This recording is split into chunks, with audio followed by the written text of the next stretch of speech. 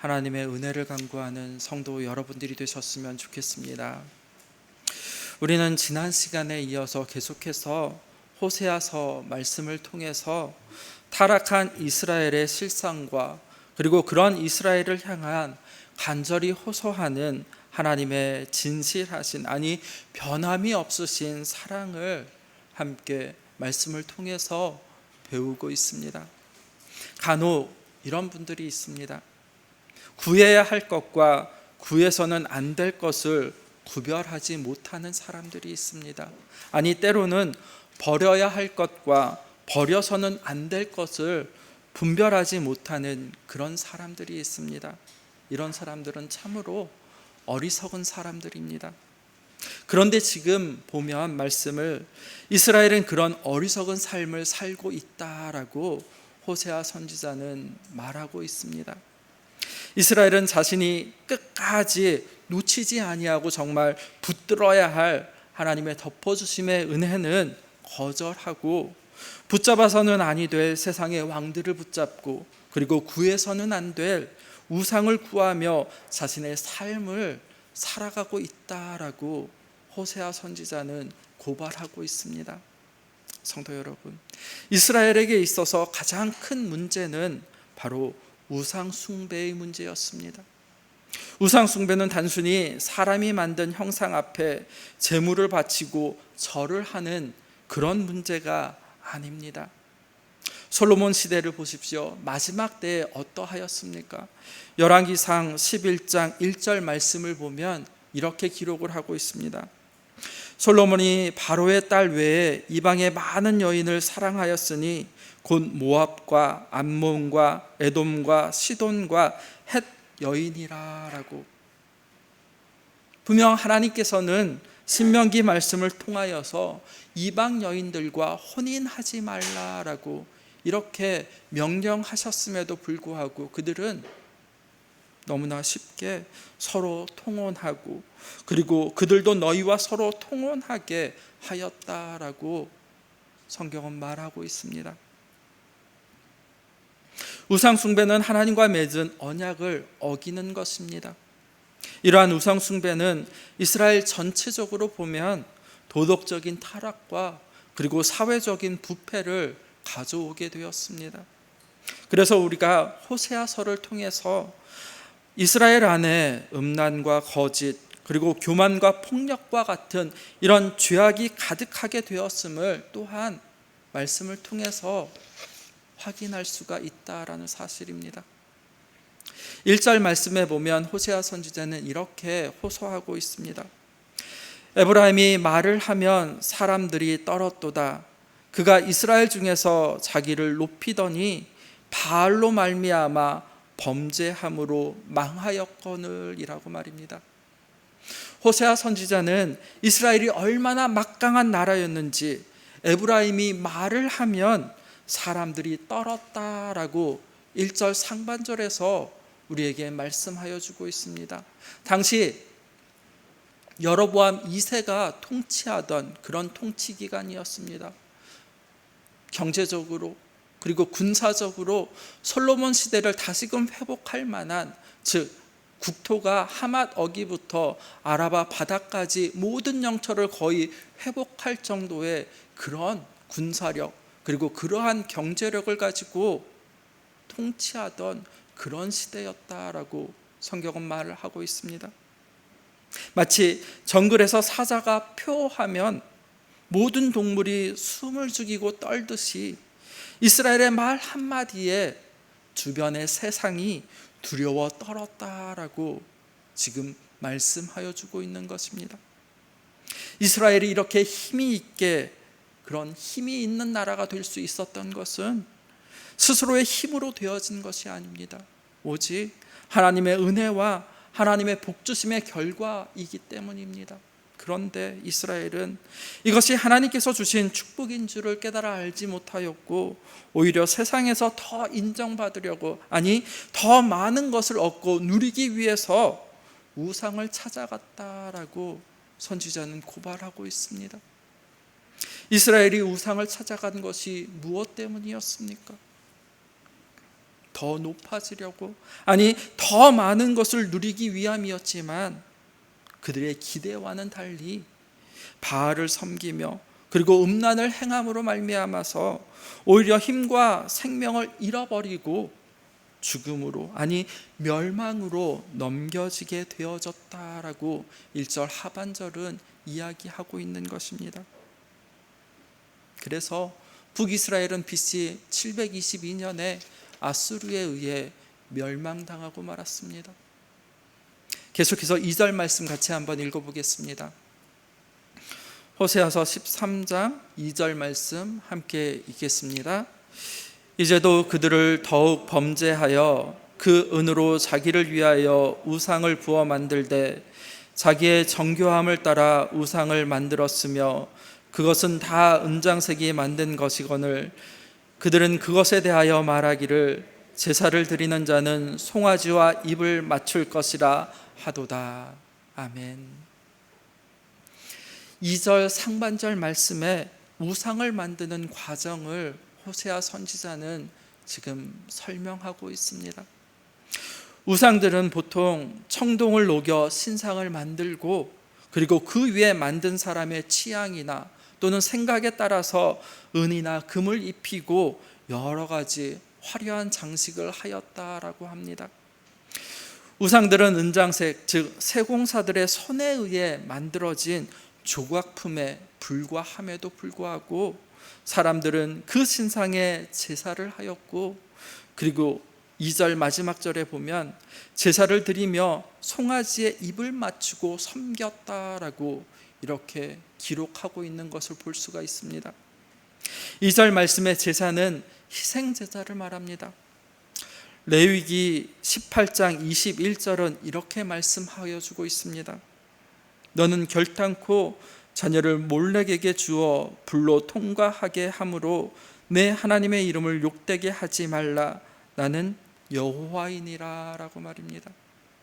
그런데 2절 말씀의 제사 이야기하는 이 제사는 짐승을 드리는 제사가 아니라 사람을 제물로 바치는 인신제사를 말하는 것입니다. 분명 모세오경을 통해서 하나님의 이름을 욕되게 하지 말라라고 이렇게 말씀하셨음에도 불구하고 당시 가나안에는 자식을 제물로 드리는 인신제사 풍습이 있었다라고 합니다. 그래서 이스라엘 백성들 또한 이러한 풍습을 따라갔다라고 성경은 기록을 합니다. 사람들이 우상을 섬기며 그리고 제사를 드리는 이유는 다른 것이 아니라 바로 풍요로움 그리고 다산을 위한 것이었습니다. 고대 사회의 풍요는 다산과 직결되어 있습니다. 왜냐하면 풍요를 누리기 위해서는 노동력이 필요하였고 그 노동력을 얻는 길은 바로 자녀를 많이 낳는 그 길밖에 없었습니다. 이스라엘은 다산과 풍요를 위해서 지금 바알, 즉 우상을 섬겼습니다. 그런데 이 풍요를 위한 희생 제사에 바로 자식을 죽여 제물로 바쳤다라는 그런 사실입니다. 이상은 우처럼 사람을 어리석게 만들곤 합니다. 성도 여러분, 우상 숭배는 우리의 변별력을 무디게 하고 그리고 거짓된 약속에 마음을 빼앗기게 만들기도 합니다. 그래서 잠언 기자는 말합니다. 잠언 4장 23절 말씀에 보면 모든 지킬 만한 것 중에 더욱 내 마음을 지키라. 생명의 근원이 이에서 남이니라 라고 우리의 마음을 분별해 구별해서 지켜야 한다라고 말씀하여 주고 있습니다.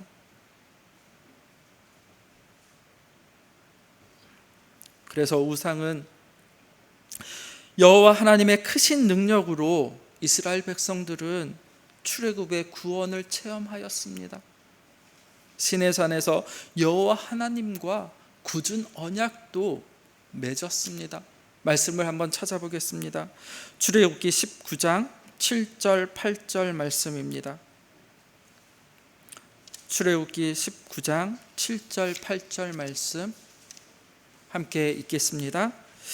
모세가 내려와서 백성의 장로들을 불러 여호와께서 자기에게 명령하신 그 모든 말씀을 그들 안에 진술하니 백성이 일제히 응답하여 이르되 여호와께서 명령하신 대로 우리가 다 행하리이다. 모세가 백성의 말을 여호와께 전하매. 아멘. 지금 무엇이라고 기록하고 있습니까? 이스라엘의 모든 백성들이 하나님의 말씀대로, 즉 명령하신 대로 행하겠다라고 이렇게 말하는 것을 보았습니다. 이렇게 이스라엘 백성들이 말하였음에도 불구하고 이렇게까지 지금 타락할 수 있었다라는 것은 참으로 충격적인 일이 아닐 수 없다라는 사실입니다. 이스라엘의 우상 숭배는 호세아 시대에 갑자기 생긴 것이 아니었습니다. 출애굽기 32장 말씀을 보면 이스라엘은 출애굽 직후 시내산 밑에서 금송아지 우상을 만들고 이것이 이스라엘을 애굽에서 인도하여 낸 신이다라고 하며 그 우상을 섬긴 적이 있습니다. 그리고 또한 민수기 25장의 말씀을 보면 가나안에 들어오기 직전 모압에서 모압 사람들이 섬기던 우상을 따라 섬기며 모압 여인들과 음행하였다라고 민수기 25장은 말씀하고 있습니다. 그래서 민수기 1장의 인구조사와 민수기 26장의 인구조사는 참으로 차이가 많이 나 있습니다. 이스라엘의 이러한 우상 숭배는 다윗 시대에 잠시 억제되기는 했지만 다윗이 죽은 이후에 이스라엘 전역으로 퍼지게 되어졌습니다. 솔로몬의 통치 기간을 보십시오. 열왕기상 3장 1절 말씀을 보면 이렇게 기록을 하고 있습니다. 솔로몬이 통치 기간 시작 전 솔로몬이 애굽 왕 바로와 더불어 혼인 관계를 맺어 그의 딸을 맞이하고 다윗성에 데려다가 들고 자기의 왕궁과 여호와의 왕정과 예루살렘 주위의 성 공사가 끝나기를 기다리니라라고 말입니다. 솔로몬도 시작 전부터 바로의 딸과 혼인 관계를 맺었다라고 성경은 이렇게 기록을 하고 있습니다. 이스라엘 백성들이 우상을 부지런히 만들었고 그리고 그 구상 앞에 자식들을 불살라 바치면서 온갖 미신과 그리고 마술을 행하였습니다. 이들은 물질적인 부유를 기대했습니다. 아니 경제적인 번영을 바라보면서 이런 일들을 행하였지만 그 결과는 결국 패망, 즉 멸망에 이르렀다라는 사실을 우리는 잘 기억해야 할 것입니다. 함께 3절 말씀도 같이 읽어보겠습니다. 호세아서 13장 3절 말씀입니다. 함께 읽겠습니다. 이러므로 그들은 아침 구름 같으며 쉬 사라지는 이슬 같으며 타작마당에서 광풍에 날리는 쭉정이 같으며 굴뚝에서 나아가는 연기 같으리라. 아멘. 호세아 선지자가 지금 무엇이라고 말씀합니까? 아침의 구름, 그리고 쉬 사라지는 이슬, 광풍에 날리는 쭉정이, 굴뚝에서 나가는 연기, 이렇게 4개의 그림 언어로 이스라엘의 멸망을 말하여 주고 있습니다. 성도 여러분, 아침의 구름이나 쉬 사라지는 이슬, 그리고 광풍에 날리는 쭉정이, 굴뚝에서 나는 연기는 어느 것 하나 소망이 없는 것입니다. 사람들이 왜 우상을 따라가는 것입니까? 그 이유는 다름이 아니라 우상을 섬기는 것이 여호와 하나님을 섬기는 것보다 훨씬 더 편하고 그리고 더 자유롭기 때문에 그러합니다. 우상 종교의 예배는 마치 축제와도 같습니다. 우상 앞에서 마음대로 뛰놀며 그리고 춤추며 그리고 즐기는 것입니다. 우상 종교는 말씀의 종교가 아니라 바로 감각의 종교입니다. 그냥 느낌대로, 아니 눈에 보기에 좋은 대로 그냥 행하면 된다라는 사실입니다. 그러나 여호와 하나님을 섬기고 예배하는 일에 있어서는 많은 제약들이 있습니다. 하나님께서는 하나님 당신의 백성들에게 끊임없이 거룩하라라고 말씀하고 계십니다. 성결하라. 그리고 죄를 버리라. 악을 미워하라. 그리고 내 말을 너희 마음에 새기고 말씀 그대로 일상의 삶을 살아가라라고 이렇게 끊임없이 계속해서 요구하고 계시다라는 사실입니다. 그러나 바알 종교는 회개를 요구하지도 않습니다. 구원을 말하지도 않는다라는 사실입니다. 제물을 바치고 이제 제사를 드렸으니 이제 잘 될 것이다 라는 그런 믿음으로 하고 싶은 대로 살면 그뿐이었습니다. 그러나 그 실상 어떻게 된다라고 호세아는 말하고 있습니까? 4절의 말씀처럼 아침 이슬 같고 그리고 시 사라지는 이슬 같으며 광풍에 날리는 쭉정이이고 그리고 굴뚝에 나는 연기에 불과하다라고 그렇게 우리에게 말씀하여 주고 있는 것입니다. 그런데 이것이 과연 과거의 이스라엘만의 문제이겠습니까? 이스라엘의 우상 숭배가 오늘을 살아가는 우리와는 전혀 상관이 없는 것처럼 여겨지십니까? 오늘 우리도 분명 아침에 구름을 잡겠다고 바람에 날리는 쭉정이를 따라가고 있는 그런 삶을 살아가고 있다라는 사실입니다. 성도 여러분, 우리가 하나님을 찾고 진정으로 예배할 때 그 목적이 하나님의 이름을 높이는 것이고 그리고 하나님의 말씀대로 몸부림치며 살아가는 것이 아니라면 그것은 예배가 아니라 우상 숭배일 수 있다라는 사실을 우리는 기억해야 한다라는 사실입니다. 하나님은 타락한 이스라엘 백성들에게 하나님의 심판을 피할 길이 없음을 분명 말씀하셨습니다. 그러나 하나님께서는 또한 심판 속에서도 분명히 살 길이 있음을 말씀하여 주고 있습니다. 함께 4절 말씀 같이 한번 읽어보겠습니다.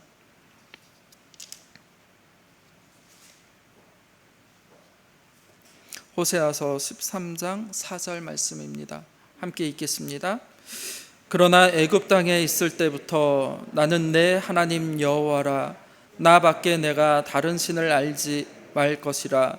나 외에는 구원자가 없느니라. 아멘.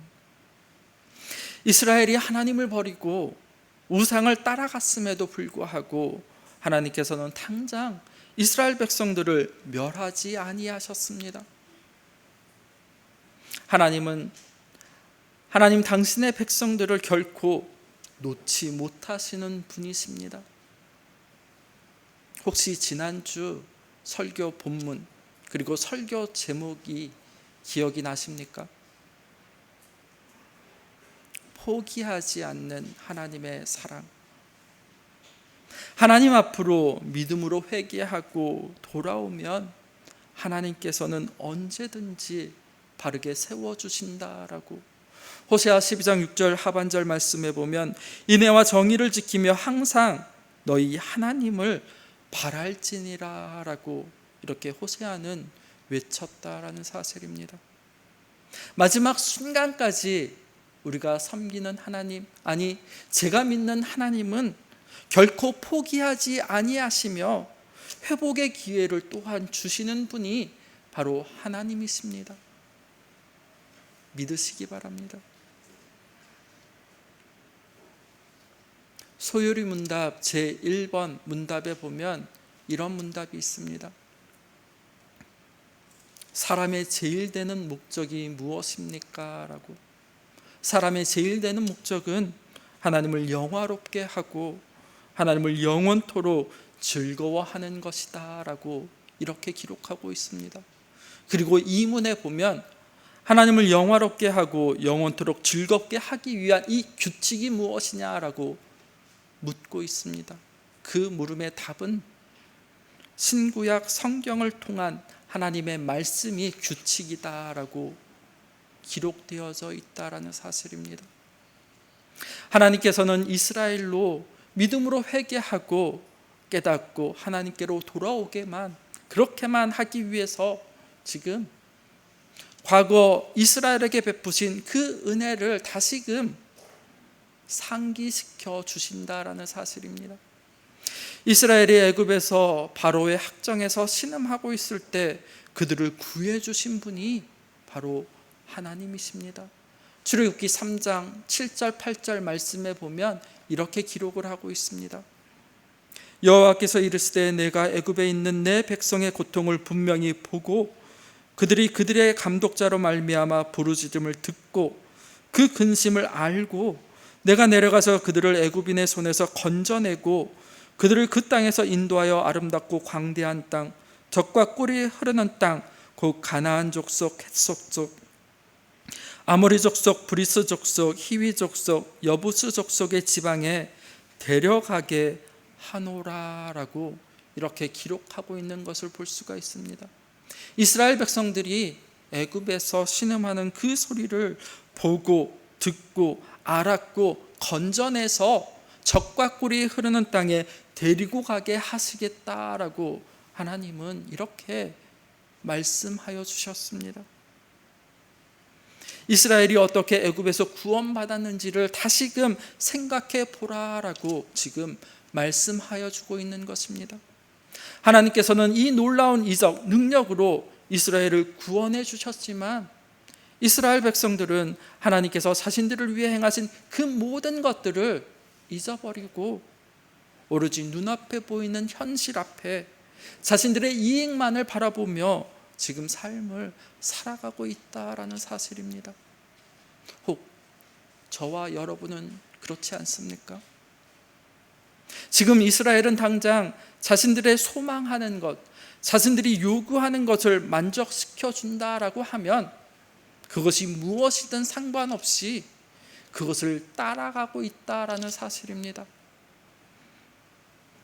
당장 눈앞에 보이는 것들만을 추구하며 살아가다 보니 당연히 하나님이 주시는 구원에 대해서는 무뎌질 대로 무감각해져 있다라는 사실입니다. 이스라엘이 바알을 섬기며 그들 앞에서 이렇게 굽신거리는 이유가 정말 무엇이겠습니까? 당장 잘 살게 해주게 하겠다라고 그렇게 약속했기 때문입니다. 그런데 이스라엘은 역사 속에서 정말 단 한 번도 바알을 통해서 무엇을 얻고 그리고 누린 경험이 절대로 없다라는 사실입니다. 출애굽 역사와도 상관이 없습니다. 아니 광야 40년의 삶에 바알의 도움을 받은 적이 단 한 번도 없었다라는 사실입니다. 애굽에서 건져주신 것도 여호와 하나님이십니다. 아니 광야에서 40년의 삶에서 만나와 메추라기를 이스라엘에게 먹여주신 분 역시 여호와 하나님이셨습니다. 그런데 지금 이스라엘 백성들은 그것은 단지 과거의 일뿐이고 오늘 자신들과는 전혀 상관이 없다라고 이렇게 생각하고 있었던 것 같습니다. 성도 여러분, 과거는 과거이고 오늘은 오늘이다라고 생각하는 것이 바로 이스라엘의 그런 현 모습이었습니다.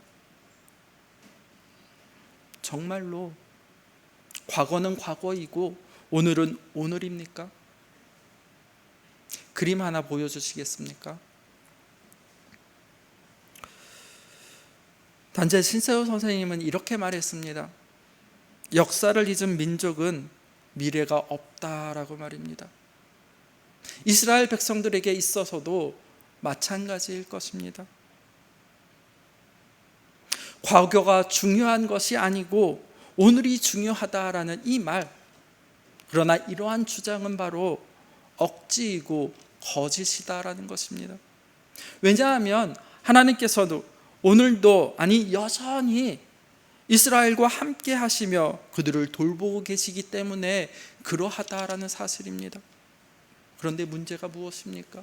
문제는 이스라엘은 그렇게 생각하지 아니하고 과거 조상들의 광야에서 여호와 하나님의 도움을 받고 살았지만 지금 이 땅 가나안은 바알이 주인이고 그리고 모든 것이 바알에게서부터 나온다라고 그렇게 생각하고 지금 바알을 따르고 있다라는 그것이 문제였다라는 것입니다.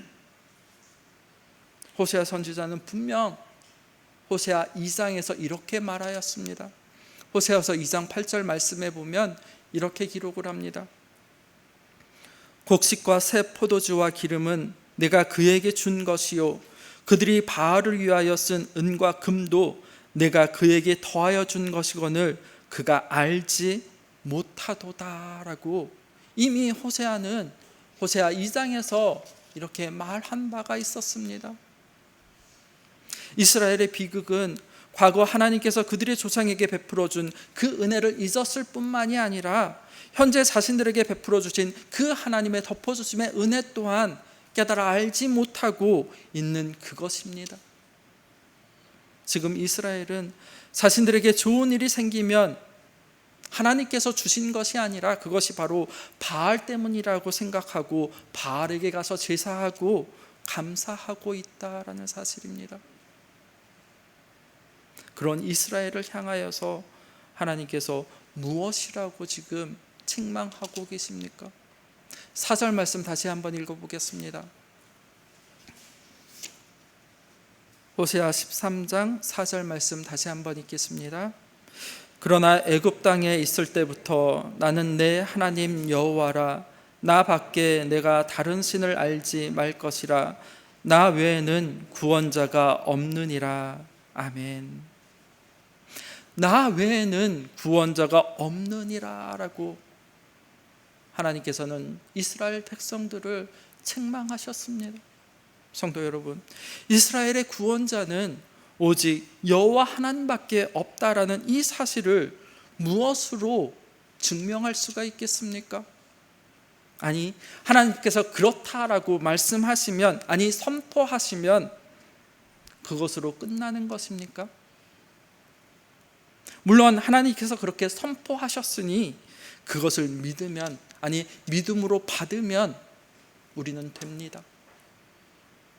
그러나 아담 이후에 타락한 인간에게는 하나님의 선포된 그 말씀 그대로 믿고 받아들이는 것은 결코 쉽지 않다라는 사실입니다.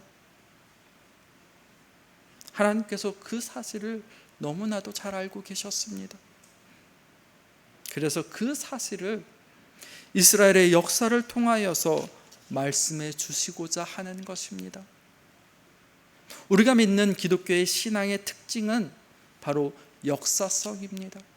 성도 여러분, 하나님이 어떤 분이신지 알려면 구원의 역사를 살펴보면 하나님이 어떤 분이신지 알 수 있습니다. 성경에 기록된 이스라엘의 역사는 단순히 사건의 나열이 아니라 하나님께서 하나님 당신의 자녀들, 즉 백성들을 어떻게 구원으로 이끌어 가셨는지를 생생히 보여주는 구원의 역사의 현장인 것입니다. 역사의 현장에서, 아니 또는 삶을 통해서 증명되지 않는 종교는 그저 추상적일 뿐입니다.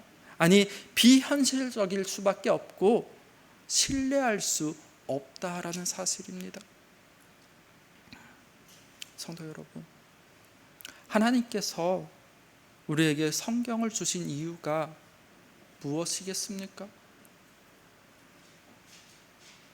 하나님께서 우리에게 성경을 주신 이유는 하나님께서 역사 속에서 당신의 택하신 백성들을 어떻게 이끌고 오셨는지를 보여주기 위함입니다. 바로 여기에 우리가 구약 성경을 읽어야 하는 이유가 있습니다.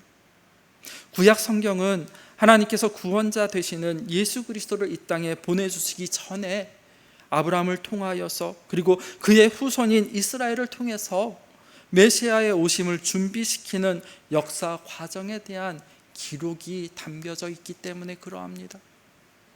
그리고 오늘 우리가 우리의 삶 속에서 역사하며 우리를 인도해 가시는 그 하나님을 잘 알고 또 이해하기 위해서는 과거 이스라엘이 어떻게 인도되어 왔는지, 그리고 어떤 긍휼과 자비를 베풀어 주셨는지를 살펴보는 것 역시 필요하다라는 사실입니다.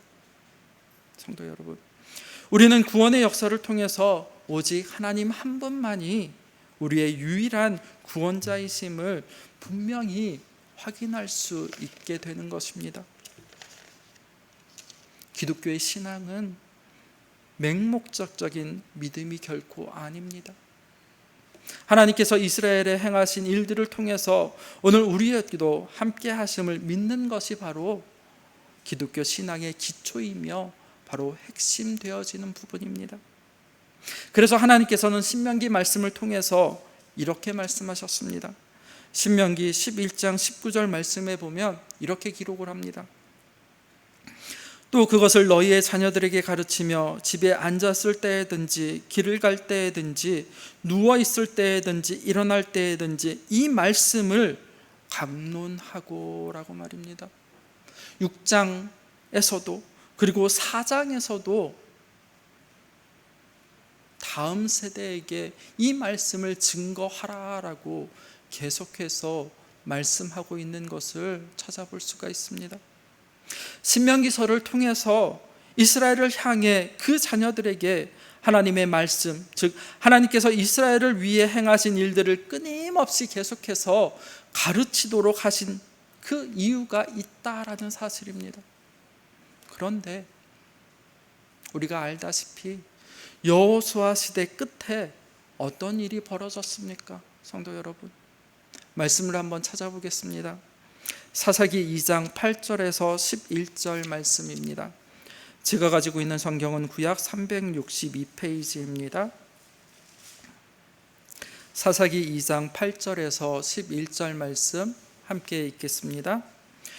여호와의 종 눈의 아들 여호수아가 110세의 죽음에 그의 기업의 경내 에브라임 산지 가스 산 북쪽 딥낫 헤레스에 장사하였고 그 세대의 사람도 다 그 조상들에게로 돌아갔고 그 후에 일어난 다른 세대는 여호와를 알지 못하며 여호와께서 이스라엘을 위하여 행하신 일도 알지 못하였더라.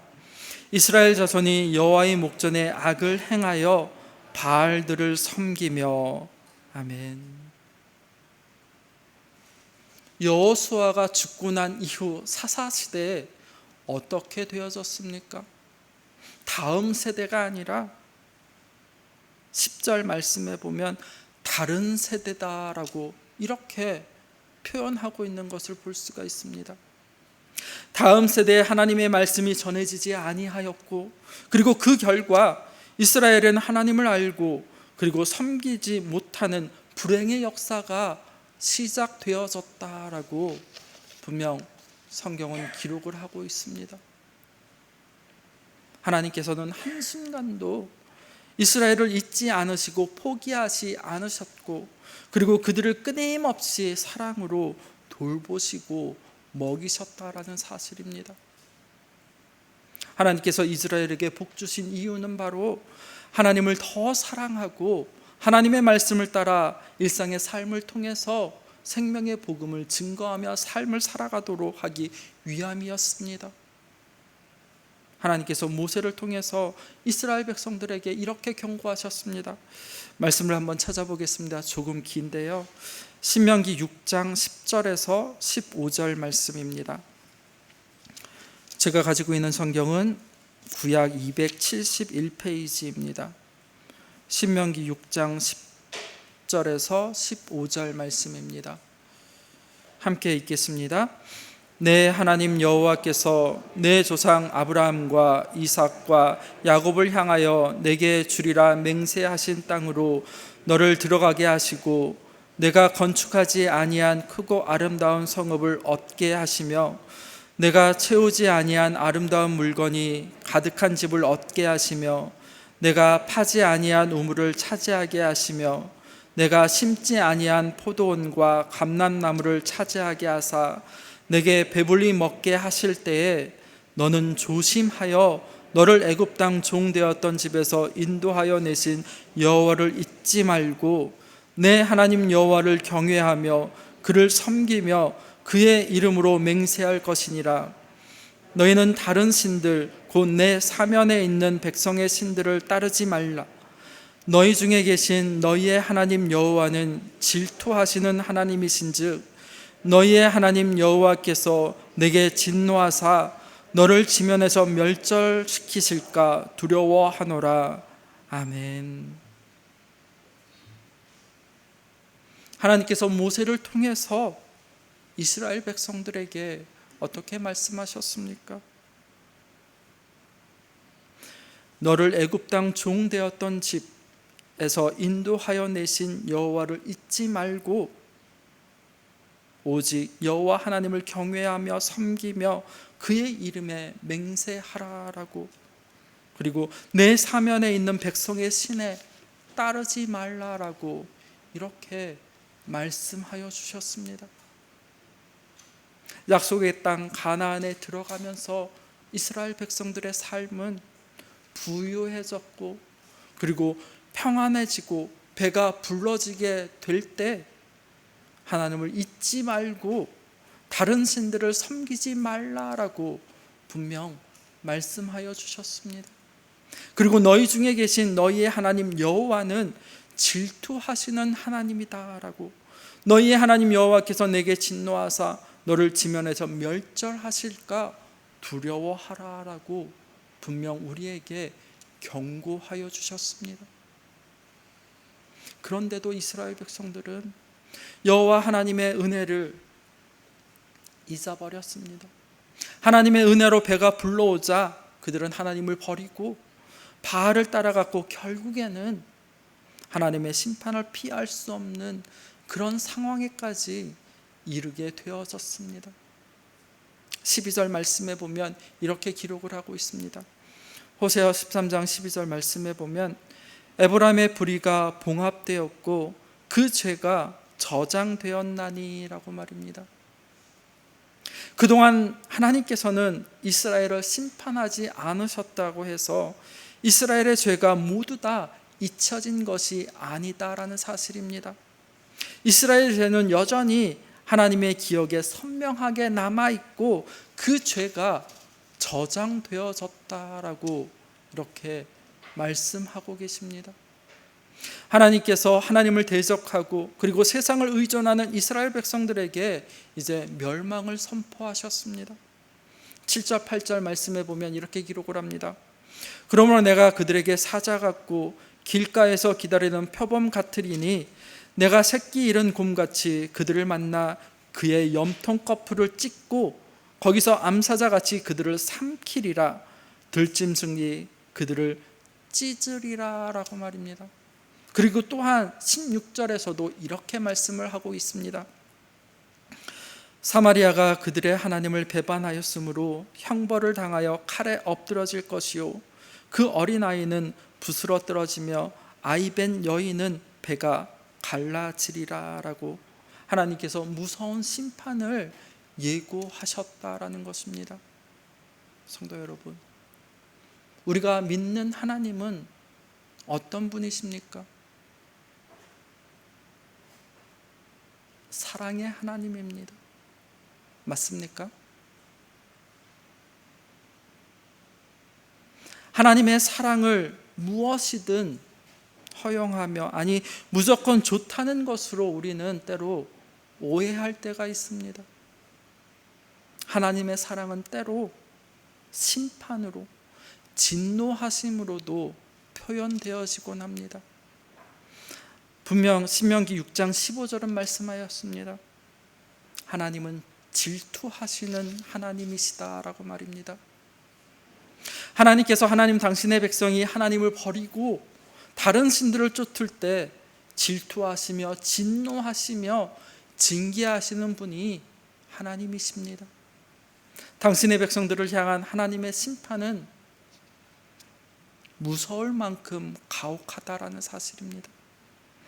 이것은 미움 때문이 아니라 자기 백성을 거짓 우상으로부터 구출하시겠다는 하나님의 또 다른 사랑의 표현 방법입니다. 지금 호세아 선지자는 이런 하나님의 사랑을 알기에 하나님의 사랑, 이스라엘의 임박한 멸망을 그는 바라보면서도 절망하지 않는다라는 사실입니다. 14절 말씀 같이 한번 읽어보겠습니다. 호세아서 13장 14절 말씀입니다. 함께 읽겠습니다. 내가 그들을 수월의 권속에서 속량하며 사망에서 구속하리니 사망아 내 재앙이 어디 있느냐, 수월아 내 멸망이 어디 있느냐, 뉘우침이 내 눈앞에 숨으리라. 아멘. 하나님께서 이스라엘을 수월의 권세에서 속량하시겠다라고 이렇게 말씀하셨습니다. 여기서 수월은 하나님 앞에서 정죄받은 영혼들이 가는 곳, 쉽게 말하면 지옥을 말합니다. 그런데 이 저주의 장소에 갈 수밖에 없었던 이스라엘 백성들을 하나님께서 지금 속량해 주시겠다라고 이렇게 말씀하여 주셨습니다. 성도 여러분, 속량이 무엇입니까? 속량이란 몸값을 주고 구해낸다라는 뜻이 있습니다. 쉽게 말하면 내 것이다 라는 것입니다. 인질로 붙잡힌 사람을 돈을 주고 구해내는 것, 그것이 바로 속량이다 라는 것입니다. 하나님께서는 내가 그들을 수월의 권세에서 속량하며 라고 이렇게 말씀하시는 것은 비록 범죄하여 나라가 아수르에 의해 멸망당하고 그들의 백성들이 포로로 끌려가게 되었지만 여전히 하나님께서는 어떠한 대가를 지불하고서라도 그들을 다시 구해내겠다라는 하나님의 의지의 표현인 것입니다. 또 사망에서 구속하리라는 이 말씀은 바로 속량과도 비슷한 개념입니다. 특별히 친족이 어려움에 처해 있을 때 값을 주고 구해내는 것, 이 개념은 룻기에 가장 잘 나타나져 있습니다. 보아스가 가나안 이방 여인인 룻과 결혼하면서 그를 가나안에서 구해내줄 뿐만이 아니라 평안하고 안전한 삶을 살게 해 주었는데 이것이 바로 구속의 의미이기도 합니다. 지금 이스라엘은 어떠합니까? 하나님께로부터 사망 선고를 받았습니다. 아니, 영적으로 보면 이미 죽어져 있습니다. 그런데 그들의 운명을 하나님께서 친히 바꾸어 주시겠다라는 것입니다. 성도 여러분, 하나님께서는 이미 나 외에는 구원자가 없다라고 사절에서 이렇게 선포하셨습니다. 하나님께서는 과거 애굽에서 430여 년 동안 노예로 살아가던 이스라엘 백성들을 바로의 압제에서 구원하여 주셨습니다. 뿐만이 아니라 광야 40년 동안 그들을 돌보시고 약속의 땅인 가나안으로 인도하여 주셨습니다. 그리고 그 가나안 땅을 이스라엘 백성들에게 기업으로 주시고 그곳에서 정착하며 또 살게 하여 주셨습니다. 그런데 이스라엘이 가나안에 살 수 있었던 것은 하나님께서 죽음의 사자를 통해서 애굽에서 심판하실 때 어린 양의 피 아래에 있었기 때문이었습니다. 어린 양의 죽음을 통해서 이스라엘 백성들은 사망에서 생명으로, 즉 죽음에서 구원을 받을 수 있었다라는 사실입니다. 이스라엘은 놀라운 구원의 은혜를 베풀어 주신 그 하나님만을 의지하고 오직 하나님의 말씀을 따라 살지 아니한 결과 하나님의 심판을 받고 그리고 아수르에 의해 멸망당하게 되어졌습니다. 그러나 하나님께서는 분명 심판 중에서도 긍휼과 자비를 베풀어 주시는 분이심을 우리는 잊지 않아야 할 것입니다. 포로로 되어 끌려간 사람들 중에 일부는 다시금 고국 예루살렘으로 돌아오게 될 것이고, 그리고 돌아오지 못한 사람들은 훗날 예수님의 복음이 땅끝, 즉 열방을 통해 증거될 통로로 그렇게 쓰임받게 되어졌다라는 사실입니다. 이제 말씀을 맺겠습니다. 성도 여러분, 타락한 이스라엘 백성들을 버리지 않으시고 긍휼을 베풀어 주시는 여호와 하나님께서 오늘 저와 또 성도 여러분들에게도 동일한 긍휼과 사랑을 베풀어 주고 계심을 믿으시기 바랍니다. 이스라엘을 속량하여 주시고 또 그들을 구속하신 하나님께서 예수 그리스도의 십자가와 부활을 통해서 우리를 속량해 주시고 구속하셔서 이제는 하나님 당신의 자녀로, 당신의 백성으로 삼아주시며 한없는 은혜와 평강을 우리에게 부어주실 것입니다. 그러므로 오늘 우리도 동일하게 우리 주 예수 그리스도로 말미암아 우리에게 승리를 주시는 그 하나님께 오직 감사함으로 일상의 삶을 살아가는 성도 여러분들 되셨으면 좋겠습니다. 기도하겠습니다. 풍성한 은혜를 허락하시는 아버지 하나님, 은혜와 사랑을 감사드립니다. 타락한 이스라엘 백성들의 실상을 통해 다시금 우리의 삶을 되돌아보게 됨을 감사드립니다. 우리 안에 가득한 음란, 거짓, 교만, 그리고 폭력의 죄악을 밝히 드러내 주시고 하나님과 맺은 언약의 관계 안에서 다시금 복음 진리의 말씀에 순종하는 믿음을 우리에게 허락하여 주시옵소서. 하나님과 맺은 언약의 관계를 잊어버리며 살면 우상 숭배에 빠질 수밖에 없다라는 것을 다시금 깨닫습니다. 거룩하고 성결한 삶 가운데 우리를 인도하여 주시옵소서. 예수님의 이름으로 기도드립니다. 아멘.